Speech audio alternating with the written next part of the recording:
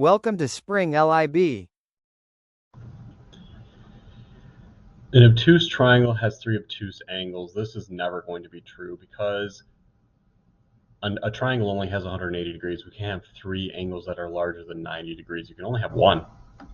A right triangle is isosceles is sometimes true. We can have a right triangle that is isosceles and a right triangle that is not. In number 3, the base angle of the triangle is shorter. That is sometimes. We can have an isosceles triangle where the base is shorter, but we can have an isosceles triangle where the base is larger too. A median of a triangle bisects the side in which it's drawn. That is always true. That's the definition of a median. If the median of a triangle is an altitude,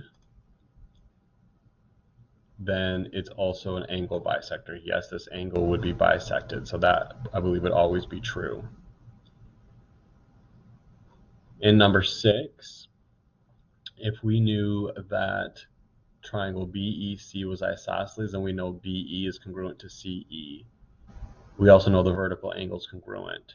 So it would be helpful if we knew that angles ABC and DCB were congruent, because we also know 2 and 3 are congruent because this is an isosceles triangle. So I would say D. If we knew that AB and CD were congruent and AC and BD were congruent, we could also use the reflexive property of these overlapping triangles, because BC is part of both. That's using the reflexive property. Then you would be able to do it by side, side, side. In number 8, if AE was the same as ED and BE the same as CE, using HL, we need a right triangle. That would be the hypotenuse and leg of a right triangle. We would need to know that angles 1 and 4 are not only congruent, but they are right. That's you only use HL in right triangles. And the last one, according to the statement, P and T would have to be the same. VT would be the same as RP, QR the same as WV, so C is not always true.